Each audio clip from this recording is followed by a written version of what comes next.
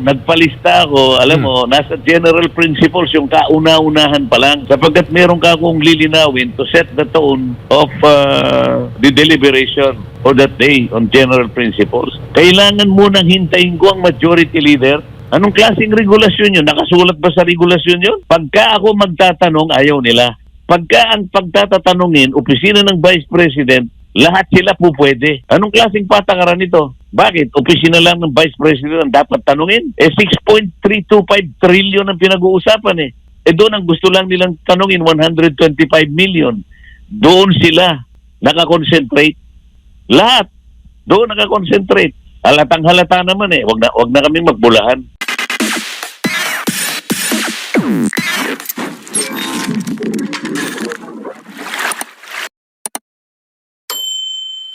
Kung kamusta na po kayo? Ano po ang kamusta na po ang mga gampanin natin sa House of Representatives? Mukhang marami-rami ang ang mga ganap sa Kamara, sir. Naka-break na kami, Admar, MJ. Pero hanggang ngayon sa mga oras na to nagpapatuloy po yung investigasyon ng Quad Committee. Pero sir, recently po ay may mga paggalaw sa plenaryo at kayo po ay natanggalan ng membership sa iba't ibang mga committee. Pati na po yung makapangyarihang commission on appointments. Kayo po ba ay nagulat sa hakbang na ito ng liderato? Naman ako nagulat dahil sa alam ko kapag nakapag-isip sila na gagawin sa isang kasama nila kahit sa majority, talagang ginagawa nila. Ang naging problema lang sa akin ay wala naman akong maisip na kasalanan sa kanila. Sapagkat ang pinagtatanggol ko naman mulat-mula pa ay yung katwiran lang. Malinaw naman na nasabi ko sa kanila at wala naman silang may bibigay na counter-argument na sa pamamagitan ng tradisyon namin ay hindi na namin pinagtatatanong yung mga opisina ng Presidente at opisina ng Vice President. Ngayon lang ako nangyari ito. Masama ba yun? Kasi pinalilitaw nila na gusto nilang magtanong. Ngayon lang sila nagkaroon napakalaking interest at napakarami nila. Sabi ko, taliwas na yan ako sa ginagawa natin sa mahabang panahon. Gusto ko lang malaman kung bakit nag-iba na tayo ng patakaran. Masama ba yung magtanong ka ng gano'n? Sa tagal ko na yata sa House of Representatives, nakita ko na yung ganong klaseng mga tradisyon na pinangalagaan namin sa matagal na panahon. Kung minamasama nila yun, nasa sa kanila yun. Congressman, kayo po ba ay naabisuhan hinggil po doon sa hakbang ng liderato o na all of a sudden, narinig nyo na lang po na gano'n po ang desisyon sa plenaryo?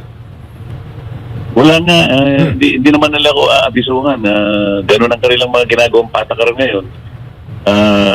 Ako, kapag nakita ko na yung mga bagay na yan, kapag nakagawa ka ng mali na maaari nakita nila na mali sa tuntunin, taliwas sa tuntunin, ginagawa yun. Pero sa akin, ang nakapagtataka, wala naman akong kasalanan na ginawa. Nangangatwiran ako base sa aming regulasyon. Pati yung ni-raise ko na punto na hindi na dapat pinayagan na nag-privilege speech yung isang representative ng Maynila sapagkat bawal na yon sapagkat yung budget bill ay nasa plenaryo na at dinidiscuss na rin sa committee. Bawal yun sa tuntunin namin na magsasalita ka pa ng isang bagay na may kaugnayan doon sa bill na nakalatag na. Masama ba yung paalalahanan ko sila na meron kaming tuntunin? Hindi naman nila masagot sapagkat mali nga sila. O pagkatapos ako ngayon ang tatanggalan ng ito yung kabaligtaran, ito yung kabalintunaan. Pinaalalahanan ko na sila ng mga mali nila, ayaw pa nilang aminin, ako ngayon ang tinangkal. Yun ang nagpagtataka. Tsaka kung, di ba, kumukonsulta sila sa iyo bilang isa sa mga veterano at mga senior na mambabatas dyan sa mababang kapulungan. I believe, pag mga ganito na po na statute bilang pong mambabatas, dumudulog po yung mga baguhan sa inyo at maging yung liderato. Paano po itong nangyari? At kayo po yata ang natanggalan ng mga membership ng committee. Ayun nga, hindi nga nila inaasahan na magsasalita ako patungkol dun sa pagtalakay sa opisina ng Vice President kaugnay ng kanyang budget.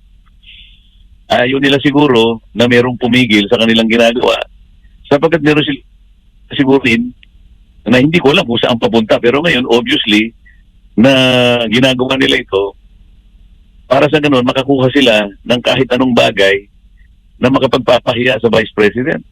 Hindi naman ganun ang patakaran namin eh.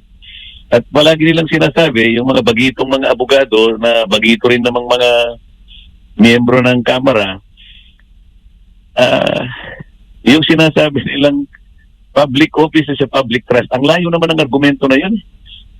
Kung sana yung nagsalita na yun ay hindi abogado, hindi abogada, hindi na ako magtataka sapagkat hindi niya maring hindi niya naintindihan ang kaugnayan na sinasabi niya. Kaya lang abogado yung nagsasabi Kaya medyo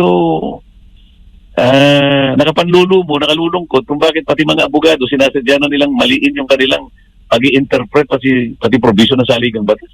Hindi naman pinag-uusapan na kung mo public office sa public trust na hindi na namin igagalang yung aming mga tradisyon. Hindi naman nangangahulugan pag ginalang mo yung tradisyon, hindi na accountable ang isang opisina. Ang katunayan nga nito nag-issue nga ang COA ng notice of disallowance. Ang ibig sabihin nun, the Vice President is being asked to account. So, di accountable siya, di ba? Hindi ba rin naintindihan yun? Napakababaw naman na yun, di pa maintindihan. Abogado pang mga sinasabi. Ang mali lamang dito, hindi muna nila hayaan ng Vice President na sumagot sa COA at magpaliwanag kapag meron siyang 6 na buwan na natitira pa.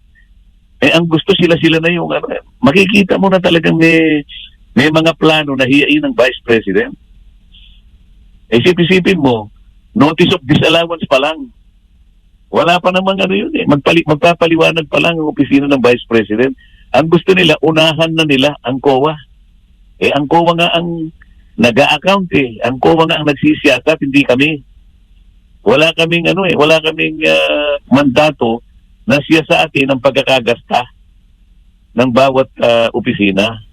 Ang sa amin ay briefing lang. Kung magtatanong lang, parang formalidad kasi naging tradisyon na nga namin bilang paggalang at pagtitiwala sa 2 pinakamataas na opisina ng bansa. Ganun ang kalakaran. Yun ang written rule. Bakit hindi maintindihan ng napakasimpleng paliwanag na yan? Pero, Kong, sinabi po ng isang kongresista kasama po ninyo, hindi na po pinagkakaisahan. Nilinaw niya na hindi pinagkakaisahan ng House leadership si Vice President Sara Duterte. Ito po ba parehas ng inyong pananaw? Anong hindi pinagkakaisa? Lahat nga naglululundag na gusto, gigigil na magtanong Ang sinasabi ko sa kanila, anong itatanong ninyo ang COA, magpapaliwanag pa nga lang sa COA, hindi nyo ba naintindihan kung anong nature ng notice of disallowance? Hindi pa naman hatol yan Wala naman siyang nagawang krimen. Ang COA nga wala siyang karapatan na mag-file ng administrative complaint sabi ng Korte Suprema Pina-account lang kasi nga merong nakita na kulang daw sa supporting document o hindi compliant do sa mga requisites na hinihingi ng COA. Para sa ganon ay mailabas lahat yung mga requirements. Hintayin mong sumagot ang opisina ng pangalawang Pangulo. Ayaw nga nilang mahintay at nagmamadali sila. Meron pa siyang 6 na buwan yun ang pinipilit ng COA. Hanggang Pebrero 2025 ang ibinigay na palugit para magpaliwanag ng opisina ng pangalawang Pangulo. Ano ba yung mga itatanong? Bakit tingnan mo na lang ang kabalintunan, Admara. Siguro ito mahalata mo, MJ.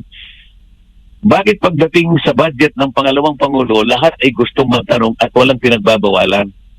Bakit ako nung nasa plenary na magtatanong ako doon sa kalakhan ng budget, ayaw naman nila ako magtanong? Hindi ka ba magtataka dyan? Pag ikaw ay magtatanong sa Vice President, lahat libre. Pero doon sa ibang parte, yung kalakhan ng kabuuang 6.325 trillion, magtatanong ako sa plenary, kinakailangan daw magpaalam ako sa majority leader. Saan ka nakakita ng regulasyon na gano'n? Meron pa kaming regulasyon na gano'n? Wala. O hindi kayo magtataka niyan, bakit lang? Sasabihin, hindi pinagkakaisahan. Tsaka kung maganda yung tanong nyo di ba? Para po yun sa inyo pong mga constituents sa parties. Nagpalista ako, alam mo, nasa general principles yung kauna-unahan pa lang.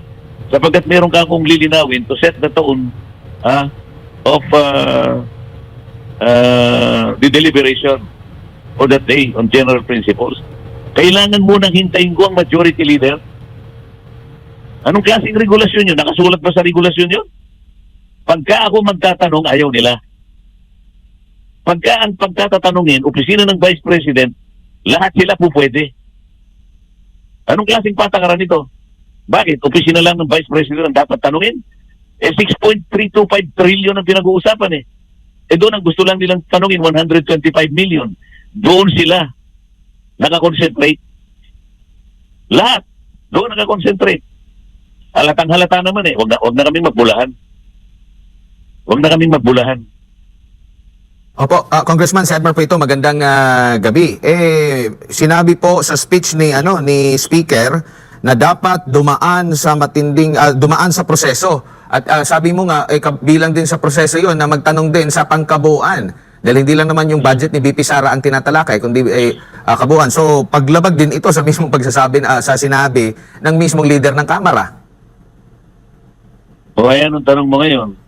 Yun nga po, kasi dahil bakit hindi sinusunod nitong mga kasama nyo po sa Kongreso itong mismong sinabi ng kanilang leader? Double standard na nga nangyayari, Admar eh. Pagka sa ibang panig ng budget, ayaw na nilang magpatanong. Pagka yung opisina lang ng Vice President, doon ka lang pwedeng magtanong. Bakit? Doon pa naman nagkaroon ng tradisyon na isa sa dapat huwag nang tanungin yung opisina ng Vice President sapagkat yung inakasalig doon sa pagtitiwala sa co-equal branch of government. Executive sila eh. Ito yung dalawang mataas eh. Judiciary, formalidad na lang. Hindi rin kami nagtatanong eh. Lalong-lalo na yung budget namin. Walang nagtatanong dyan. Wala rin nag-present. Nakita mo ba kung sinong nag-present ng budget ng House of Representatives? Meron ba nag-present? Meron ba nagtanong? Yun nga dahil parte ito ng tradisyon na. Kumbaga, time-honored tradition. Ng tradisyon, ito yung tatlong co-equal and coordinate branches of government. Yung executive ay symbolized by the two highest positions in government. Office of the President and Office of the Vice President. Hindi ba nila naiintindihan yun? Sabi ko nga sa'yo, kung yung mga nagsipagtanong na yun ay hindi mga abogado, baka napagpasensyahan ko na sila eh. Alam mo, ayaw ko nang patusin yung mga yan. Abogado pag nasabi, akala mo sasabihin, ay katuwiran lamang ng sapagkat we are the power of the force. Sus Maria Joseph naman ang pangangatuwiran. Saan ka naman nakakita ng pangangatuwiran? Lahat ng opisina ay accountable. Kaya nga, hindi ba nila nakita? Mismong COA na ang nag-issue ng notice of disallowance. Anong ibig sabihin nun? The Office of the Vice President is being asked to account. Oh, hindi ba malinaw sa kanila yun? Opo. Tinatakpan ba namin ang Vice President? Hindi. Ang mag-a-account kasi COA, hindi kami. Hindi kami COA. Kaya lang, ang pagtatanong na gusto nila, manghiya. Malinaw yun eh. Malinaw yun eh. 2025 ang pinag-uusapan na budget, ang tinatanong 2023. Nakakita ka ba ng ganun? Halatang halata eh. Opo. Alam mo, kung nasa korte lang kami, puro objection na mangyayari sa kanila eh. Kasi, yung pinag-uusapan 2025, kumbaga stipulation of facts, halimbawa, o pre-trial order, sinabi na ng korte, o itang tatlo lang ang pagtatalunan ninyo o kay lalabas dito. O, ibig sabihin, 2025 lang ang pag-uusapan natin dito, ha? Pag magtatanong ka ng 2023, objectan ka ng kalaban mo, patay ka. Congressman, naalala ko po, di ko lang alam kung sa ngayon na Congress or sa last Congress, nung ipinunto nyo rin po yung nagiging hakbang na ito ng COA, kahit na hindi pa pinal, pero naglalabas sila ng initial investigation na napapasama yung isang ahensya ng gobyerno na hindi pa pala pinal. Kumbaga, may kulang pa pala, pero nagsita na sila na isa publiko na ito, minsan nagagamit talaga ng media, minsan nagagamit ng mga ibang mga kritiko, laban doon sa ahensya o di kaya sa opisyal kung sino yung namumuno ng ahensya. Naalala ko po yun Congressman. Confidential naman kasi ang nature niyan, yung notice of disallowance. Ang problema, kapag nagpasubpi na yung committee ng House of Representatives, mapipilitan na ilabas ng COA. So hindi na siya nagiging confidential. Dahil nga, gusto nila, sila yung magtanong. Nakukuha ba? Gusto nila sila yung magtanong. Uunahan nila yung COA. Ang sabi ko nga sa kanila, you are more popis than the Pope. Hindi pa nga nakasasagot ang pangalawang Pangulo, nakarapatan niya munang sumagot dahil yun ang proseso. Kayo na yung naglulundag. Ayaw pa nila yung term na naglulundag eh. O yun ang gigigil. Baka gusto nila yung nagigil eh. Mhm. And nabanggit mo nga, confidential fund yung hinihingi nila ng mga dokumento rin. So, tapos nasa Korte Suprema na rin ito, kini-question, pero gusto pa nilang mauna. Eh yun na nga, kasi sasabihin nila, hindi, sa amin wala naman kang ganito, sapagkat kahit na nasa korte niya, isa rule namin. Kapag ang pinag-uusapan is investigation in aid of legislation, budget briefing ang pinag-uusapan namin, hindi naman kami nag-iimbestiga. Pati yun hindi nila maintindihan. Hindi ba nila pwedeng i-distinguish yung budget briefing at saka yung investigation in aid of legislation? Mga bagito kasi itong mga ito eh. Mhm. Congressman, dito po sa mga pahayag din ang nabanggit nyo ng mga bagito na sila po ay parang nabastusan dahil hindi sumisipot po sa budget hearing itong si Vice President Inday Sara. Hindi pa ba sapat yung paliwanag ni VP Sara? Dumalo siya sa una, tapos nagpadala pa siya ng mga liham na ipinauubayan na niya sa Kongreso yung kapalaran ng kanyang budget. Nagkulang ba si VP Sara para mag-inform dyan po sa House of Representatives sa kanyang nais na mangyari doon sa kanyang budget? At nabastusan pa itong mga ilang kongresista. Nahalata na kasi ni VP Sara na ihiyain siya. Kasi nga, alam din ni VP Sara na meron kaming tradisyon. Noong 2022, ginamit namin ang tradisyon. 13 minutes lang, tapos na yung budget ni VP Sara. Kung maalala mo. 2023, 22 minutes, tapos na yung budget ni VP Sara. Naalala ninyo? Opo. 2024, nagkagulo kami. Oh. Hindi ba nila naintindihan yun? Bigla kami nagkagulo dahil gusto nilang hiyain. So sabi ng Vice President, total po ako'y nakapagpaliwanag na sa inyo sa aking presentation. Meron pa akong mga opening statement yan, meron pa akong PowerPoint. Ipinaalam ko po sa inyo na ipinaubaya ko na lang sa inyo ang pagpapasya kung ano po ang magiging desisyon nyo dito sa budget proposal na ipinipresenta ko sa inyo. Bahala na po kayo. So, pati yun hindi nila maintindihan. Pati yun ayaw nilang igalang. Kaya nga nasabi ko, kung ayaw ninyo ang tao at ayaw nyo marinig ang sasabihin niya, pwede ba igalang nyo na lang yung opisina? Yun ang dapat naming maging ugali. Yun ang dapat naming maging panuntunan sa buhay. Miyembro kami kasi ng legislature. Sila'y executive. Yung paggalang sa isa't isa ay dapat manatili. Ngayon, kung pinaalala ko sa kanila yon at ang nakita nila, pinagtatanggol ko yung pangalawang Pangulo, problema na nila yun, Adman. MJ? Mhm. And Congressman, ang pinaghugutan din po kasi nito si VP Sara sa nakalipas na budget niya, nabigla rin siya na kahit na hindi niya ni-request, ibiglang sumulpot doon sa kanyang mismong budget. Na-encounter din ito sa DSWD din ata, yung sa ACA, pati sa COMELEC, kung maalala ko, bigla na rin merong naisingit doon. So, normal po ba na hindi sa isang ahensya na humingi ng budget, hindi niya ni-request, pero pagdating na lang sa GAA na mismo, doon siya nabigla na lang sila na meron tumaas or nadagdagan doon na nasurpresa siya. Normal po ba ito? Hindi na sakop yun ng aking parliamentary inquiry pa sa Taraw. Ang akin lamang itinayo doon ay yung nilalabang ko, yung aming pinahalagahan na tradisyon. Ang opisina ng Vice President, pag nilatag niya yung kanyang proposal na budget, hindi na pinagtatatanong. Ganun lang kasimple yung gusto ko.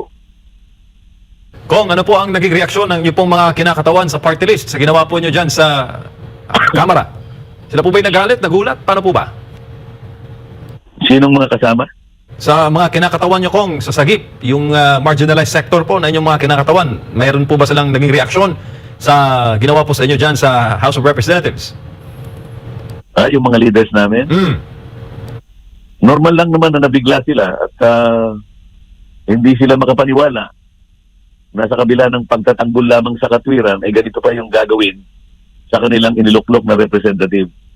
Hindi naging maganda para sa aming mga leaders at mga sektor na kinakatawan yung ganitong klaseng pagpapasya na alam naman nila na ang inilaban natin ay katwiran lang. Alam din nila na yung katwiran na yun ay nakasalig pa sa tuntunin namin.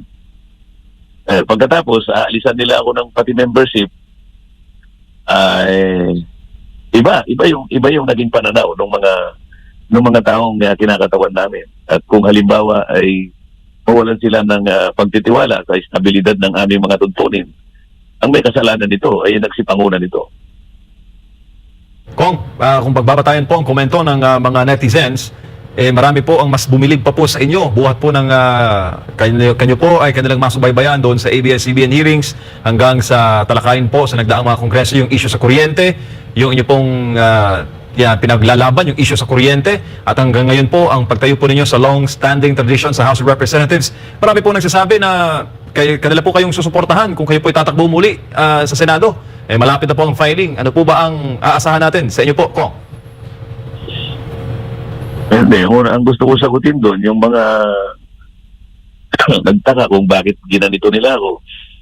Yung bang pagtatanggol ko ng katwiran na yun, kinakailangan tanggalan nila ako ng komite, halimbawa sa energy. Ano naman kinalaman ng pagiging vice chair o miyembro ko ng energy dahil ba sa sinasabi kong gusto kong ibaba ang kuryente? At dahil ba nung nakaraang linggo ay nag-object ako doon sa panukalang batas na kung saan ay aagawin ng Davao Light. Ito, pag-aari ng Aboitiz ito eh. Agawin yung prangkisa ng Norteco. Sabi ko, pagka ginawa nila yan, mawawala yung competition dyan. Ang sinasabi ko, yung ating batas ay nagtatakda ng competition. Kapag ginawa nyo yung batas na yan, mawawala ang competition. At eventually, lalong tataas ang presyo ng kuryente. Pagkatapos doon sa Samselco, sa Zamboanga City, inobjectan ko rin yung gusto ng majority leader na tanggalin yung management contract doon sa Samselco. At pagkatapos, wala naman silang sinasabi kapag tinanggal yung management contract, para ka akong isang pasyente na intubated, tatanggalin mo ng ventilator, di namatay naman yan. Pero siguro ayaw nila itong mga posisyon na ito. Ang gusto ko lang naman, i-rationalize natin ang presyo ng kuryente. Ngayon, bigla nila akong tinanggal. So, maring yung mga taong nagsisimpatay sa akin, alam nila yung pinaglalaban ko. O kaya nila akong tinanggal siguro dahil sinasabi ko dapat ibaba natin ang presyo ng kuryente. O dahil ang nilalaban ko ay justisya at katarungan, dahil sabi ko, ba't nyo ka ako inalisan ka ako ng ganito, wala naman akong kasalanan. O inalis nila ako sa Committee on Justice. Vice chair ako dun eh. Asa ng katarungan. So sa mga tuwid, pag ako ay pinaglalaban ko ang katarungan, inaalis nila ako doon. Hindi ako pumayag na sumama sa kanila doon sa People's Initiative, tinanggal nila ako sa Constitutional Amendments Committee. O yun siguro yung napapansin ng tao. Mulat-mula pa kasi yung katwiran lang nilalaban ko. Wala akong ginagawang masama. Kung ano yung katwiran yung nilalaban, pagka nakikita kong mali, pinaalalahanan ko sila.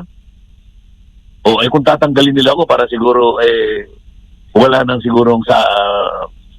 pipigil sa kanila. Napansin siguro ng mga tao yun. Wala akong kasalanan doon. Hindi ko pinlano ito. Sila ang may kagagawan nito. Hindi ako. Kung gusto ng tao, halimbawa, na pumalakot ako siguro, baka ayaw na nila ako sa House of Representatives. Kung ang gusto nila, pumunta na ako sa Senado, ang nagtulak sa akin ngayon, sila, hindi ako, di ba? Kung nagsympathize man sa akin ng tao, kagagawa nila ito. Opo. Congressman, siguro bilang panghuli, on a lighter note lang po, dahil marami pong nag-viral na video sa online. Anong lighter note? Lighter note. Hindi Bago lang natin tayo. pwedeng gawing light ito sapagkat ginawa nilang ganito eh. Ginawa nilang skandal itong ang pagkakatanggal ko rito eh. Unprecedented ito eh. Yung iba siguro, nakagawa ng pagkukulang siguro. Pero ako, ang ginagawa ko, pinaalala ko sa kanila ang katwiran. Pinaalala ko sa kanila yung regulasyon namin mismo. Gumagawa kami ng batas. Dapat sana, masinop kami. Dapat kami ang una na magtatanggol sa mga batas na ginagawa namin. Pero kung kami mismo ang sumisira at lumalabag sa mga batas namin, sino magtitiwala po sa amin? Yun ang punto rito eh. Opo, Congressman, kailangan natin ng mga ganyan na klase na talagang maninindigan sa kung anong tama. Ito, Admar? Opo. Anong lighter side nito? Hindi, meron lang akong isisingit bago lang tayo matapos dito sa ating usapan po, Congressman. Kasi mag-weekend eh. Kasi alam natin, talagang mabigat itong mga issue na ito. On a lighter note lang, bago lang tayo. Akala ko tatanungin mo ako sa Quadcom eh. Hindi. Ang itatanong ko, kasi viral din, maliban doon sa talagang nanindigan po kayo sa tamang proseso, nag-viral din yung yung paborito mong pagkain na hopya. Oo. Hindi mo binitawan eh. Hindi kasi, kaya naman hopya ang kinakain ko. Nahihirapan ako na kumain doon sa naka-plastic na pagkain namin. Alam naman nila na, kasi yung ginagamit namin kutsara at saka yung tinidor, plastic eh. hindi ko ngayon makutsara yung matigas na karne na nakaano doon, nahihirapan ako. Yung hopya, bukod sa gustong gusto ko yun, malambot, at na pwede kong hawakan ng kamay, yun na lang mga kinain ko dahil sa nagutom na rin ako eh. Oo, tsaka yung paglapit ni Congressman Paduano, nakita ko, pag tingin mo sa plastic mo, naubos na yung hopya. Di ko alam kung doon ba kayo sa naubos na hopya, nagalit. Hindi, kasi akala ko, meron pang laman.